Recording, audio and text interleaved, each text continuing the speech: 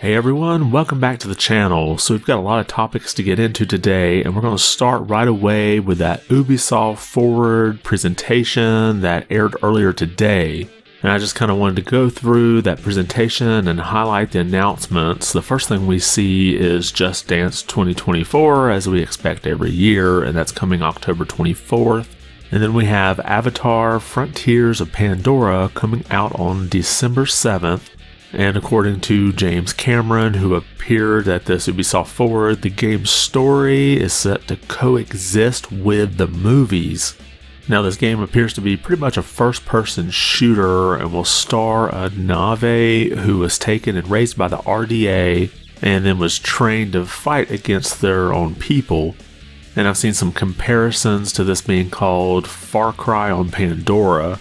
And it's like most of the gist of the game will be to take down the RDA and some of their strongholds that are scattered across the planet. And you'll have various weapons that you get during the game, as well as being able to acquire new skills. And then we see X-Defiant, which is a free-to-play first-person arena shooter, and they're having another test for this, and it'll be an open beta. And then we get some more footage of Prince of Persia: The Lost Crown, and this is set to come out on January 18th.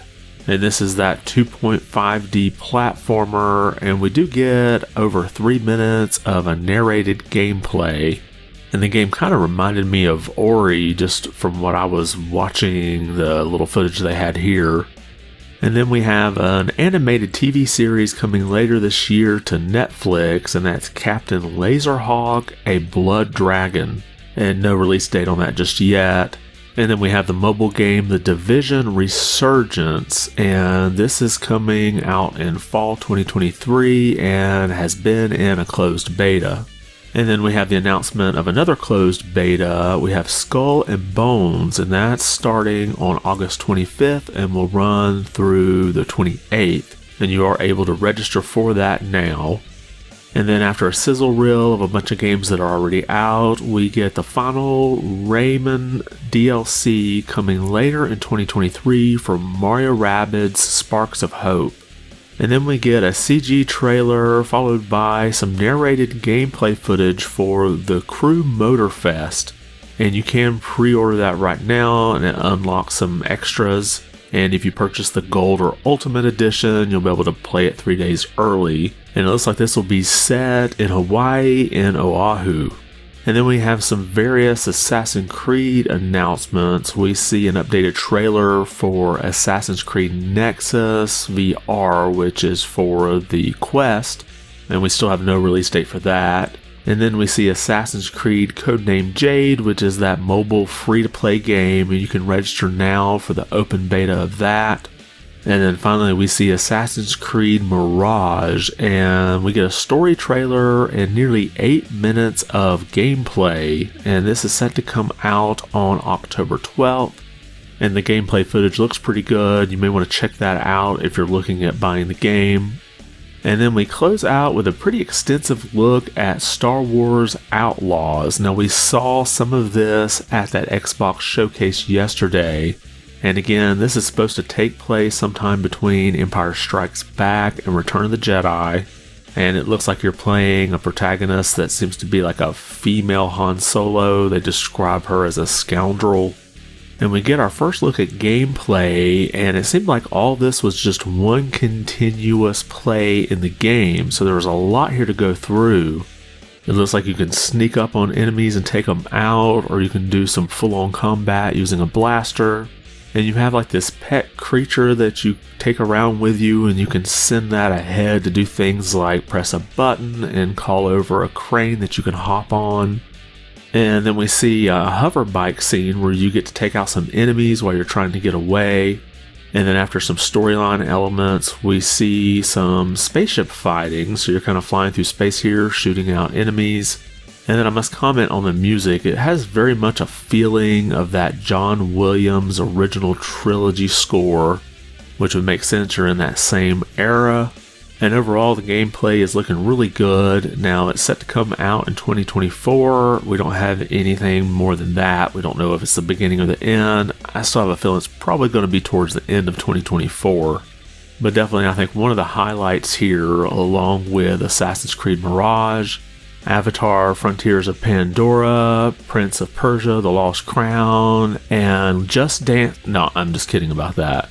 So let me know in the comments below about any of the announcements you saw here that you're really looking forward to.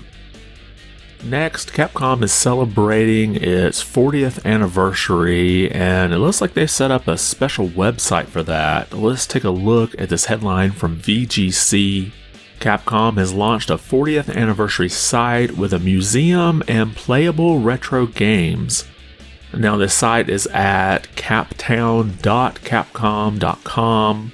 And it said that this site will be regularly updated with new features, but for right now, it has some retro game selections that you can play. They have playable versions of Mega Man 1, 2, and X, as well as Street Fighter 2 and Final Fight. There's also a museum with over 500 pieces of artwork and some design documents, as well as video and music selections from various Capcom series. There's a merch factory, which just right now has some Twitter icons that you can download. And there are pages dedicated to Capcom CEO and COO with a history of the company. So this is kind of fun to play around on, and we do have that Capcom showcase coming this evening at 6 p.m. Eastern. So I'm looking forward to the announcements coming at that, and I don't know if they'll go over this special website or not. And there's supposedly some hidden things in the site, although I've not clicked around on it a whole lot, but let me know if you check it out and find any kind of hidden links in this website. And next, it looks like we finally got that demo for Final Fantasy XVI. You can see the headline here from blog.playstation.com, and this was from yesterday. Final Fantasy XVI demo launches tomorrow, so it's out right now. And to get a little bit of information about what is in this demo, you can see from the blog, it says, the demo will give PlayStation 5 players a taste of the game's vibrant world and fast-paced action combat with 2 lengthy sections showcasing what you can expect from Final Fantasy XVI. The first is the game's opening prologue, approximately 2.5-hour slice of gameplay giving players insight into Clive Rosefield's past and the events that set him on his present-day journey. Save data from this portion can be carried over to the main game when it launches next week. So if you're planning to play this day one, you might as well go ahead and download this demo and get about a 2.5-hour head start on the game. Now, after you complete the prologue, it also unlocks a special battle demo that's approximately 2 hours. However, what you do here will not carry over to the full game, but it does give you a chance to get familiar with the battle system. Now, I haven't had a chance to try the demo out yet, but I do have it downloaded and I'll be trying it this evening. And I'll probably post my thoughts on Twitter so you can follow me there and see what I thought of this demo. And if you've tried it, leave a comment below and let me know your thoughts. And I'm really interested to see how this battle system that's new to this series works out. I've always been more of a fan of the turn-based system, but if this is done well, I'm sure I'll enjoy it too. And then finally, in a bit of Nintendo movie news, it looks like we may be getting a Zelda movie. And we have this headline here from VGC. Nintendo is reportedly close to striking a deal with Universal for a Zelda movie. Now, we've seen a lot of success with Super Mario Bros. Movie. It's now the second highest grossing animated movie of all time, just behind Frozen 2. So it makes sense that Nintendo would want to capitalize on that success by using another one of their big titles. And arguably, Zelda is their second largest franchise. Now this information is coming to us from film reporter Jeff Snyder while he was on the Hot Mic podcast. And you can see that transcribed here from VGC. From what I'm told, getting close to official, I'm told that Universal is in fact closing a quote big deal with Nintendo Corporation for The Legend of Zelda.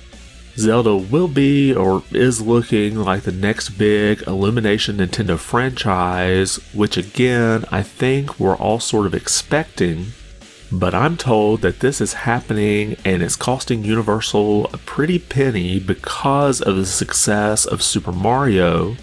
Like, Nintendo kind of knows its worth at this point, but yeah, I'm told that is now going to be a reality. Now, we also had some comments by, I believe, Chris Pratt, that it's looking like we will get a second Mario movie. So I don't know which one we'll see first, either a Zelda movie or Mario Bros. 2. And I guess the big question here is, will Link speak in this movie?